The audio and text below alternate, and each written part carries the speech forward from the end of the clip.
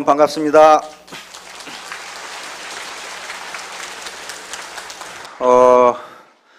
지금 보니까 여기 참석하신 분들 발이 전부 구름 위에 올라간 것 같은데, 박 회장님 1시간 동안 강의 들으니까 어떻게 지금 하늘에 올라가 계시죠? 예, 다시 땅으로 내려오시기 바랍니다. 이 노장사상의, 이 도가사상의 대가인 장자라는 사람이 있었는데요. 장자에 보면 어떤 얘기가 있냐면요. 장자의 친구가 해자라는 사람이 있었습니다. 근데 그 사람은 명가의 대표적인 사람이에요. 명가는 서양 같으면 소피스트입니다. 원래 같으면 논리학자예요.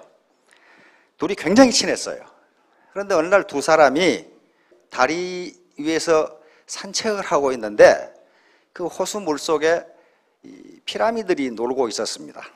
그래서 장자가 피라미드를 보면서 그 피라미드들이 참 즐겁게 놀고 있네, 그랬단 말이에요. 그러니까 옆에 있던 친구인 해자가 자네는 피라미드가 아닌데 어떻게 피라미드가 즐거운지 안 즐거운지 어떻게 아나? 그랬단 말이에요. 그러니까 장자가 자네는 내가 아닌데 내가 그걸 아는지 모르는지 자네가 어떻게 알아? 그러니까 해자가 있다가 맞아, 나는 자네가 아니니까 자네가 아는지 모르는지 몰라. 마찬가지로 자네는 피라미드가 아니니까 피라미드가 즐거운지 즐겁지 않은지 어떻게 알아 자네가? 이렇게 했단 말이에요. 장자가 처음부터 다시 얘기해 보세요. 자네가 피라미드가 즐거운지 안 즐거운지 어떻게 알아 했을 때는 내가 뭔가를 알고 있다는 걸 전제로 하지 않았는가, 그런 식으로 답변이 이 대화가 계속됩니다. 근데 마지막에 장자가 한 얘기가 무슨 얘기인가에 대해서는 학자들마다 견해가 좀 다른데요. 공통적인 견해는, 가장 대표적인 견해는 인간이라고 하는 것은 논리적으로 따질 수 없는 직관이라고 하는 것이 있다는 거예요. 직관적으로 알 수 있다. 다시 말하면 논리적으로 또는 과학적으로 증명할 수 없는 어떤 현상을 인간은 직관적으로 알 수가 있어요. 오늘 제가 하려고 하는 제목은요, 자, 통즉불통입니다. 이건 동의보감에 있는 얘기인데요. 우리 아들이 한의사거든요. 그래서 동의보감을 놓고 우리 아들이 해석하고 제가 이해하고 그런 대목입니다. 똑같이 통자인데 하나는 통할 통자를 쓰고 아플 통자를 써가지고 아주 절묘하게 말을 만들어 놓은 게 있더라고요. 자, 통즉불통, 통하면 아프지 않다, 그런 얘기거든요. 다시 말하면 사업에 성공하는 데 있어서도 스폰서와 파트너와 통해야 되고 파트너와 파트너가 서로 통해야 되고, 그리고 사업자와 고객이 서로 통하지 않으면, 소통하지 않으면 성공할 수 없다. 반드시 아프다, 뭐가 안 된다, 그런 말이에요. 완료형 덕담. 제가 이 자료를 보고 깜짝 놀랐는데요. 이제 새해가 되면은 누군가 처음 만나게 되면 덕담을 하게 됩니다. 그러면 우리 선조들은, 우리 조상들은 덕담을 어떻게 했을까 하는 걸 찾아봤더니 부자 되세요, 복 많이 받으세요, 그렇게 하지 않았답니다. 그것은 부자 되라, 복 많이 받아라, 건강하세요, 이것은 명령형 덕담이에요. 그렇게 안 하고 덕담을 완료형으로 했답니다. 완료형으로. 다시 말하면 명령형으로 하지 않고 부자가 되신 것을 축하드립니다, 이런 식으로 완료형을 했어요. 새해에 건강하게 되셨다니 경하드립니다, 이런 식으로 이미 된 것처럼 얘기를 했단 말이에요. 그것을 자기충족적 애언이라고 그럽니다. 하버드 대학의 사회심리학 교수였던 로버트 머튼 교수가 그 이론을 발표를 했거든요. 내가 그대로 되리라고 믿으면 반드시 그렇게 된다, 그렇게 돼 있어요. 그 이론이 반드시 그렇게 된다. 즉 내가 부자가 될 것이다가 아니고 나는 부자가 됐다고 생각하면 그렇게 된다는 거예요. 그렇게 된다는 거예요. 그래서 그 이론이 맞는지에 대해서 많은 학자들이 그걸 현장 실험을 했는데 다 맞아요. 그게 다 맞아요. 대표적인 게 피그말리온 효과라고 하는 그 효과입니다. 그것도 역시 하버드 대학의 로젠탈 교수라고 하는 교육심리학자가 증명을 해낸 거예요. 그 이론이 맞다는 거예요. 그래서 성공학 책을 보면은요, 대부분 뭐라고 돼 있냐 하면은 자기가 성공하겠다고 하는 구체적인 꿈과 강한 의지만 있으면 된다, 그렇게 돼 있어요. 근데 대부분의 성공을 못한 사람들 어떤 사람들이냐? 구체적인 목표와 꿈이 없다는 거예요. 꿈이 없다. 나는 막연하게 부자가 됐으면 좋겠다. 그렇게 생각하는 거지. 구체적인 꿈이 없다. 이것이 자기 충족적이고 피그말리온 효과입니다. 그러니까 자기 자신에게도 만나는 사람에게도 복 많이 받으세요. 그렇게 명령으로 하지 말고 완료형으로 반드시 덕담을 해 주시기 바랍니다. 자, 참석하신 분들은 세 가지 의문이 있어요. 이 사업 할만하냐? 이 사람들 사기꾼 아니냐? 근데 여기서 우리 회장님 강의라든가 사업자들 강의를 들어보면 인투이션, 다시 말하면 직관이라는 게 있어요. 직관은 자기가 느끼는 것이기 때문에 그것도 논리적으로 설명할 수가 없어요. 직관을 동원해서 보면은 이 사람들이 사기꾼인지 아닌지 금방 알 수 있어요. 그래서 이 사업이 할 만한 가치가 있다고 하면은 나 같은 사람도 성공할 수 있을까? 이것은 뭐냐면 뿌린 대로 거둘 수 있느냐고 말이에요. 고생만 진탕하고 돈은 앞에 사람들이 다 가져간 게 아니냐? 그렇지가 않아요.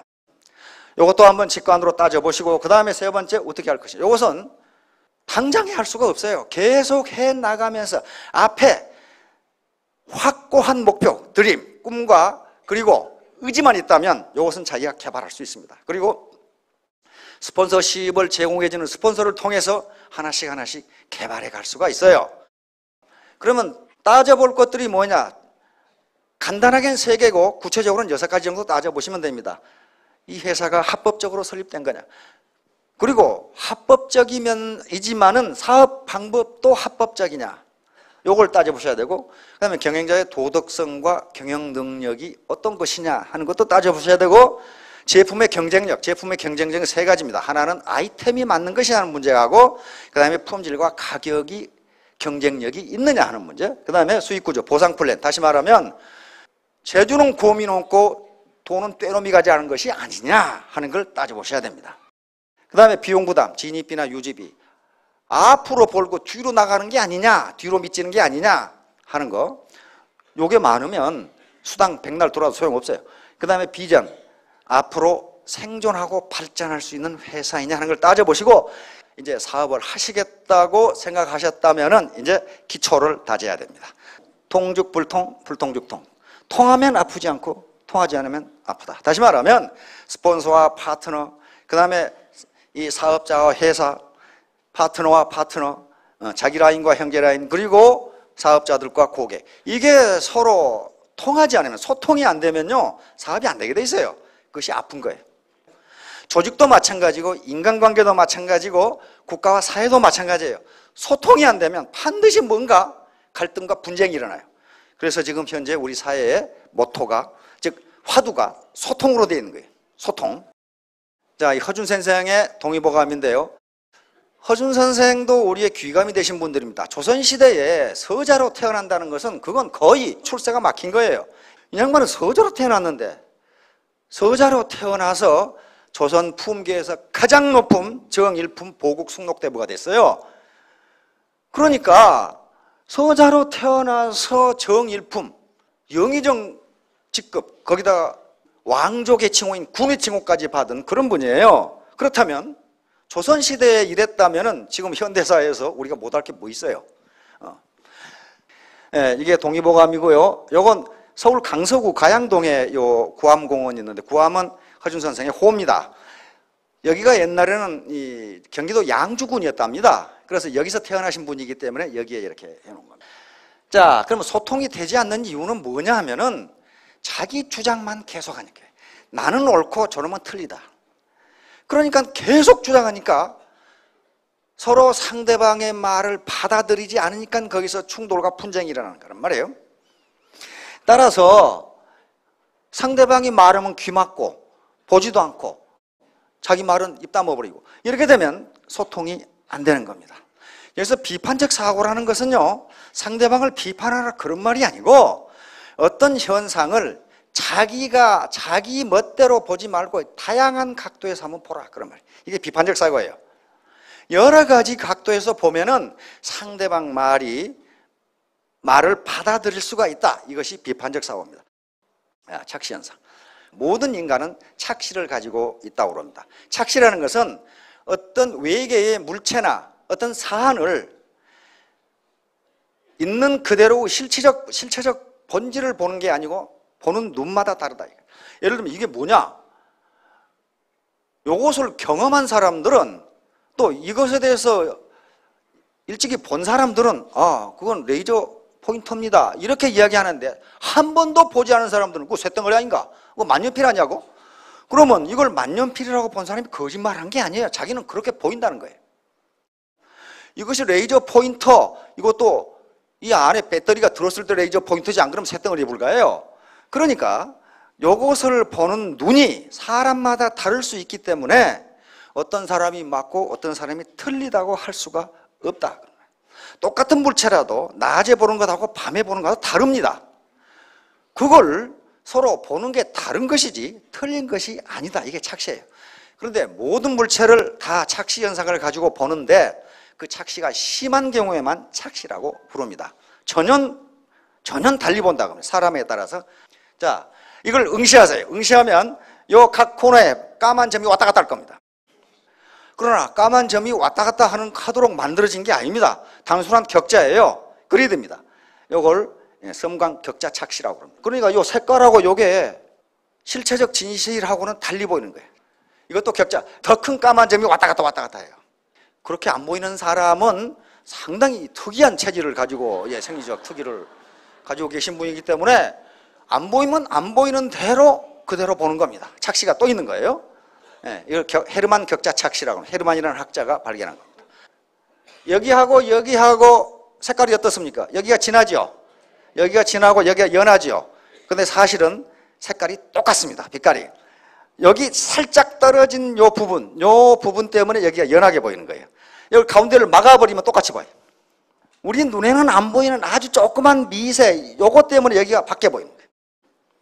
그러니까 둘이 멱살 잡고 색깔이 다르다고 싸우면 안 된다 그런 말이에요. 안 된다 그런 말이에요. 저 사람 눈에는 그렇게 보이는구나. 근데 생명을 가진 사람의 눈에는 또 더 이상하게 보여요. 그렇죠? 근데 그 사람은 거짓말하는 게 아니에요. 그렇게 보이는 거예요 지금. 그렇죠? 생명도 여러 가지가 있죠. 뭐 빨간색, 뭐 파란색, 노란색 여러 가지가 있는데 사람마다 달라요. 이건 에렌슈타인 착시라고 하는 건데 이게 굽어 보여요. 이렇게. 그렇죠? 이건 정사각형인데 뒤에 원이 있으니까 이게 굽어 보여요. 그 말은 무슨 말이냐면요, 똑같은 사각형이라도 그 배경에 뭐가 있느냐에 따라서 달리 보인다. 자, 이건 밀러-라이어 착시라는 유명한 착시입니다. 요게 다 길이가 똑같은데 요게 제일 길어 보여요. 그렇잖아요. 이게 두 번째로 길고 가장 짧게 보여요. 다시 말하면 인간은 요 길이를 보는데 요것만 보는 게 아니고 그 주변 환경까지를 다 본다 그런 말이에요. 요걸 본 사람은 이거 저게 제일 기네 그럴 거고, 요걸 본 사람은 제일 짧으네. 요 화살표 요걸 안 보면 다 똑같아요. 그러니까 어떤 물체의 배경에 뭐가 있느냐에 따라서 그 사람은 그렇게 본다 그런 말이에요. 그런데 그 사람은 다르게 보는 것이지 틀리게 보는 게 아니다 그런 말입니다. 지금 이게 섬광착시입니다. 요게 요 줄을 긋다가 그만뒀는데 여기가 반짝반짝 빛나 보여요. 요 십자고 이 십자 긋다가 그만둔 거예요. 그런데 여기가 반짝반짝 빛나 보여요. 이것도 마찬가지예요. 여기가 빛나 보여요. 빛나 보이는데 여기다 동그라미를 쳐보면 빛나는 것이 없어져 버려요. 이게 빛나는 게 아니라 말이에요. 줄을 긋다 그만둔 거거든요. 자, 이게 섬광착시입니다. 요건 운동착시입니다. 가만히 보고 초점으로 옮기면 이것이 움직입니다. 막 뱅뱅 돌아요. 요건 도는 게 아닙니다. 그냥 이렇게 디자인을 해놨는데 움직이는 것처럼 보이는 거예요. 이게 운동착시입니다. 이건 단순히 디자인인데 그래요. 그러니까 어떤 사람은 돈다고 할 거고 어떤 사람은 가만히 있다고 할 거고 둘 다 맞다 그런 말이. 이건 밀러-라이어 착시인데 요 담배 길이하고 요 담배 길이하고 똑같습니다. 똑같은데 요게 엄청 길어 보여요. 왜냐하면 소실점으로 갈수록 여기는 좁아져요. 좁은 곳에 요게 있으니까 길게 보이는 거예요.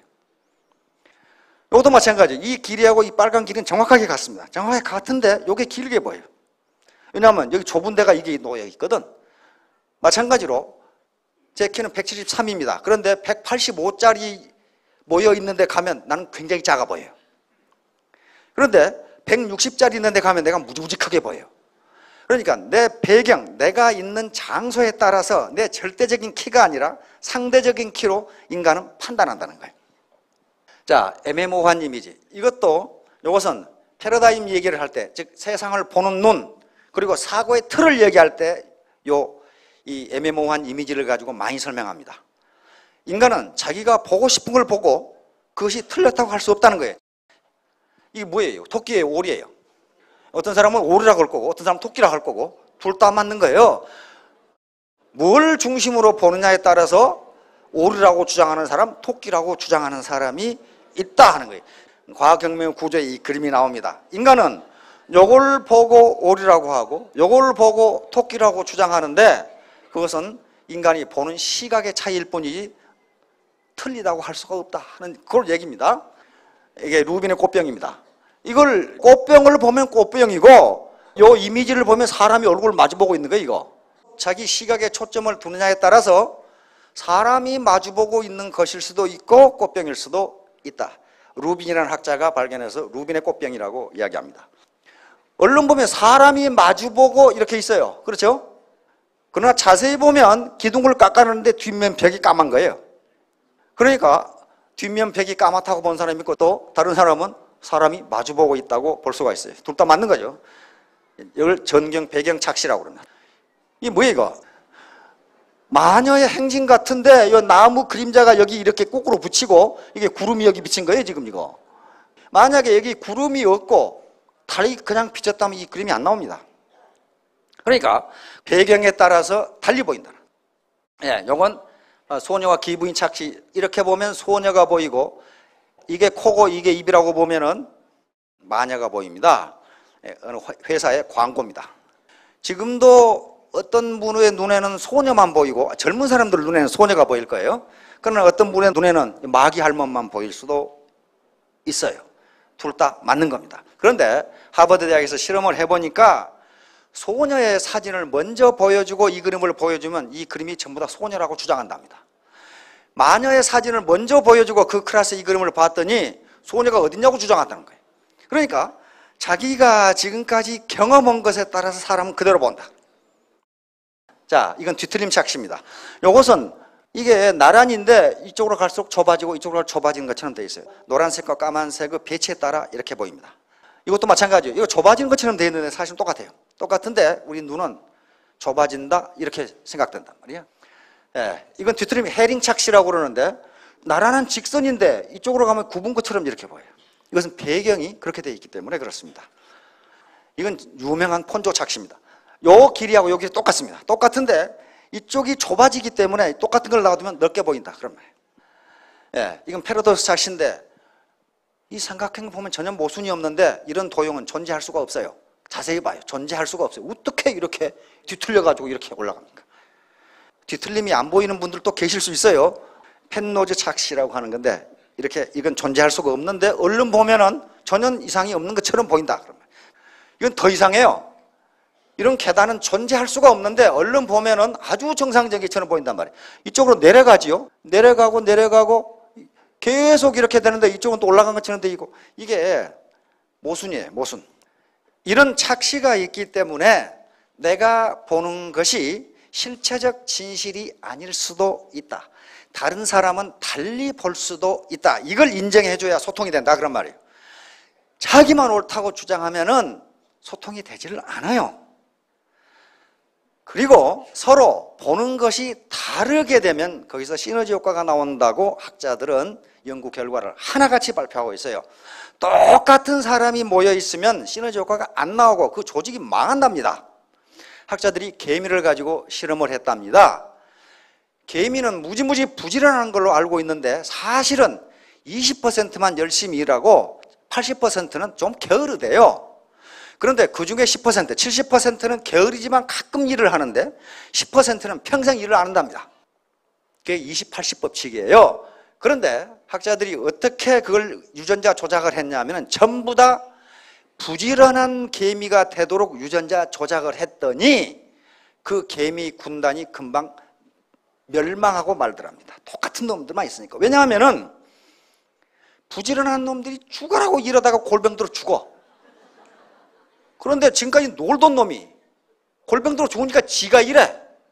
그래가지고 그 개미 군단이 계속 유지가 돼. 그런데 유전자를 조작해가지고 몽땅 부지런하게 만들어 놨더니 죄다 골병들이 이래가지고 다 죽어버려요. 그래서 그 집단이 망하더랍니다. 자, 교수신문이 지난해에 우리나라를 대표하는 사자성어로 거세게탁을 선정했다고 지난주에 얘기를 했죠. 세상이 모두 썩었다 그런 말이에요. 세상. 부정부패가 너무 심하다. 그러니까 나도 부정부패를 하자. 그러면 애터미 사업에서 망합니다. 반드시 맑게 해야 돼요. 자, 구론에 시해가 있는데요. 어부사라는 시해가 이 대목이 들어있습니다. 구론이 말하기를 거세게탁 아독청 중인개치 아독성 시견방. 세상이 다 썩었는데 나만 홀로 깨끗했고, 세상이 다 취했는데 나만 홀로 깨어 있었다. 그래서 내가 쫓겨난 거다. 그 말이에요. 지금 여기서 나온 말입니다. 그래서 이제 2013년 희망의 사자성어를 선정해서 교수들이 또 발표를 했습니다. 교수신문에서. 이건 교수들의 투표를 통해서 결정이 되는데요.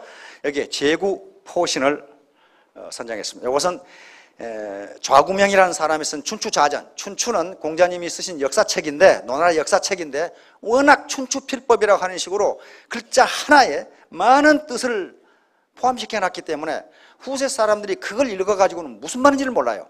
그래서 그걸 해석한 책이 춘추좌전이라고 하는 책입니다. 여기에 제구포신이라는 말이 나옵니다. 묵은 것을 제거하고 새로운 것을 펼쳐나가자, 이런 뜻이에요.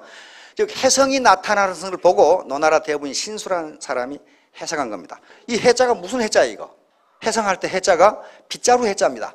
해성은 빗자루처럼 이렇게 날아가죠. 그래서 해성이 나타나면 제구포신으로 해석합니다.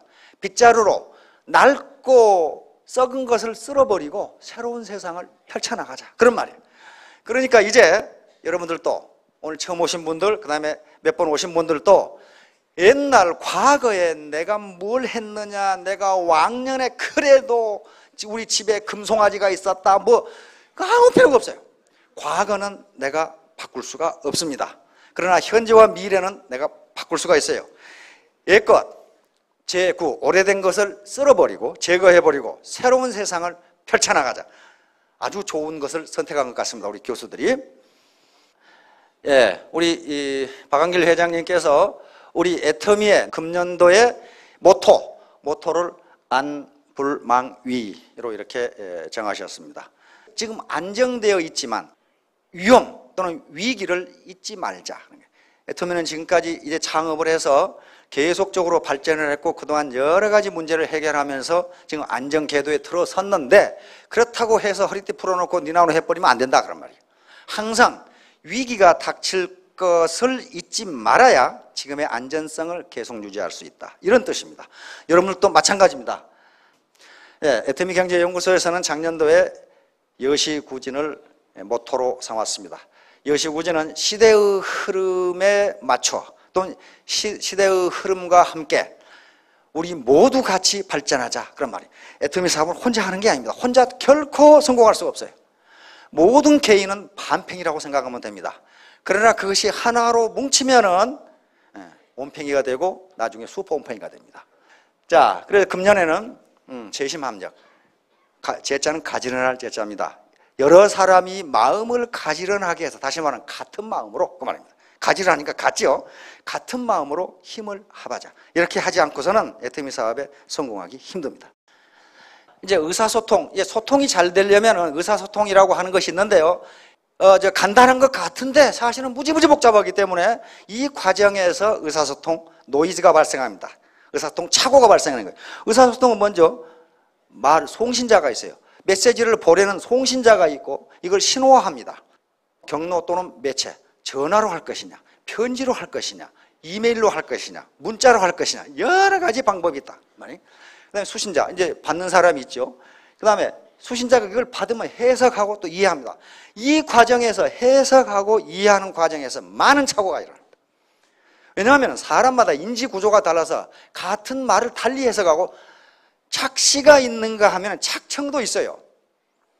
여기서 활주는 피드백입니다. 반드시 내가 뭐라고 했지? 라고 물어봐야 된다는 거예요. 여기에서 노이즈가 일어납니다.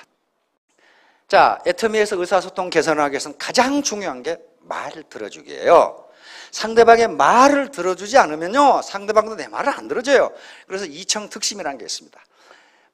상대방의 말만 들어주어도 그 사람의 마음을 얻는다, 그런 말이에요. 이런 것은 현자들이 계속 경험을 통해서 얘기를 해놨어요. 한번 들어봅시다. 지난 1000년 동안에 일본의 대표적인 경영인, 그러면 항상 이분이 1등을 합니다. 마쓰시다 고노스케입니다.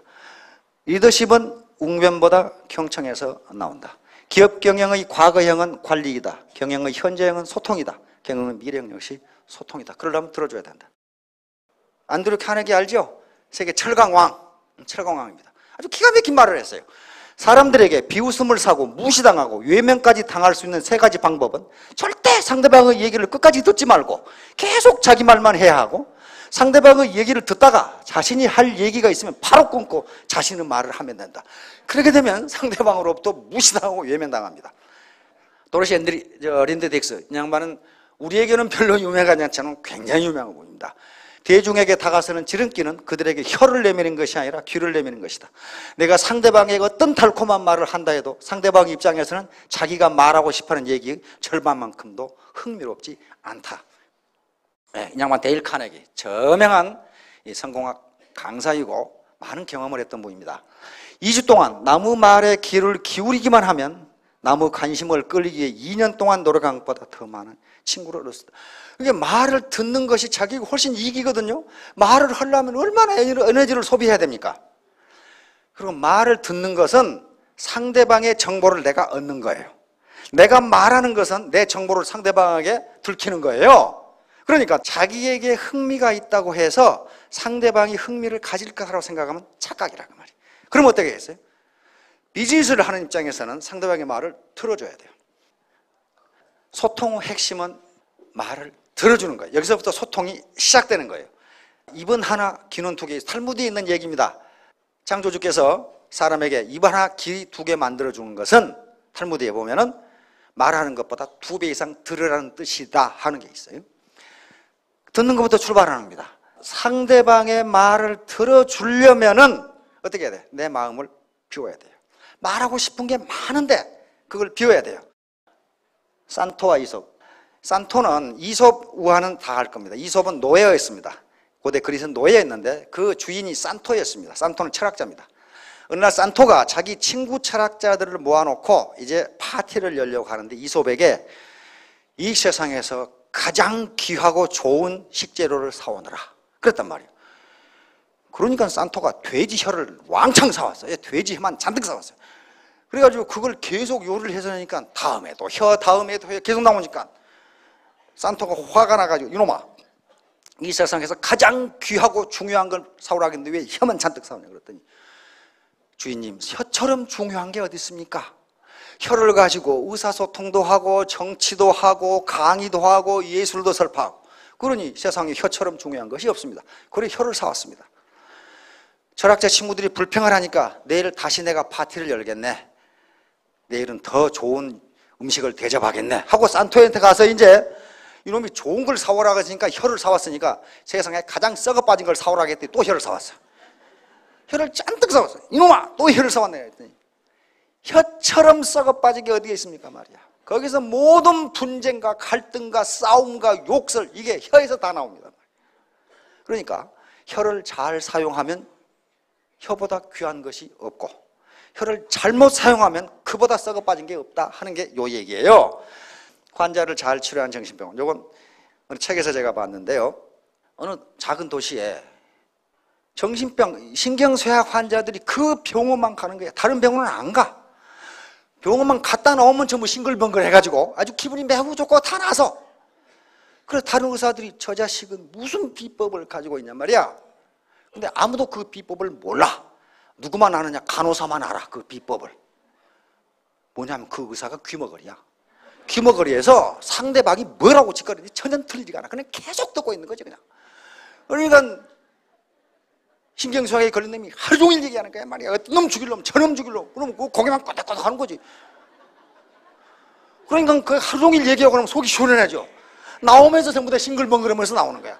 단지 그 사람은 말을 들어줬을 뿐인데 그냥 듣는 척 했을 뿐이야. 그냥 말을 들어주는 게 병을 낫게 하더라고요.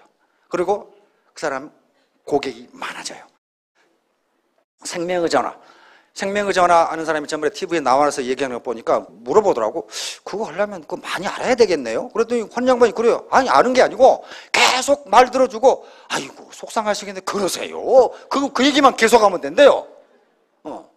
왜냐하면 그 사람이 지금까지 자기 말을 들어준 사람이 없대. 그런데 말을 들어주니까 자살 일보 직전에 자살을 않더라 이거야. 이제 사업을 하시다 보면은 어떤 전략을 구사할 것인가 하는 건데요. 제가 추천하는 건 티포텟입니다. 티포텟은 이렇게 잽을 치는 게 티시고 또 저쪽에서 잽을 맞으면 그놈도 치는 게 텟이에요. 그러니까 잽을 때리면 나도 때리라 그런 말이에요. 이게 뭐냐 하면은 이 세상 우리가 사업을 하고 살아가고 하는 것은요 전부 죄수의 딜레마 게임입니다. 죄수의 딜레마 게임이라는 것은 상대가 어떻게 되건 나는 내 이익을 극대화한다 하는 게 죄수의 딜레마 게임이에요. 근데 죄수 딜레마 게임이 단 한 번으로 끝나면요, 단 한 번으로 끝나버리면 어느 것이 가장 좋은 전략이냐 하면 상대방을 속여먹는 게 가장 좋은 전략이에요. 근데 인간관계가 한 번으로 끝납니까? 그렇지가 않아요. 수십 번, 수백 번 만나고 그 죽을 때까지 인간관계가 계속되기 때문에 단 한 번으로 끝나는 죄수 딜레마 게임이 아닙니다. 반복적으로 이행되는 것이 죄수 딜레마 게임이에요. 우리 사업도 마찬가지예요. 고객을 한 번 물건 팔고 끝나버리면 그놈한테 속여먹는 게 제일 좋다는 거예요. 그러나 그렇지가 않잖아요. 또 팔아야 되잖아요. 계속 관계를 유지해야 되기 때문에 그런 경우에 어떤 전략이 가장 좋은가를 컴퓨터 시뮬레이션으로 해봤어요. 해봤더니 이 전략이 가장 좋다는 거예요. 어떤 전략이냐? 티포텟인데요. 상대방에게 처음에는 무조건 상대방과 협력해서 일한다. 그러나 상대방이 나를 속이는 경우 또는 상대방이 반칙을 범하는 경우에는 바로 응징을 가한답니다. 그런 다음에 상대방이 반성하면 즉각 용서한다. 그리고 상대방에게 나는 어떤 행동 원칙에 따라서 일을 하는지를 분명하게 알게 해줘라는 거예요. 분명히 알게 해줘라. 반복적 죄수 딜레마 게임이라고 하면은 반드시 이렇게 해야 된다. 처음에는 무조건 협력한다. 그러나 반칙을 가하면 반드시 응징을 가한다. 반성하면 즉각 용서한다. 이제 빠삐따 빠삐용인데 이 뭔 말이겠어요 이거?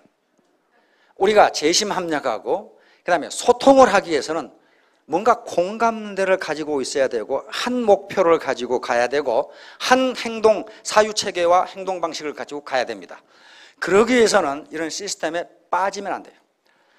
나는 어떤 철학자가 한 말이 아주 마음에 드는데 모든 인간은 무식하다. 왜냐하면 지가 아는 것 외에는 모르니까. 그거예요. 저는 그거 알고 있지만 다른 사람은 다른 거 알고 있거든. 파트너와 스폰서는 다른 걸 알고 있단 말이에요. 그러면 거기에서 서로 다름을 인정하면서 시너지 효과가 나오는 거지. 빠지면 반드시 엉뚱한 소리 합니다.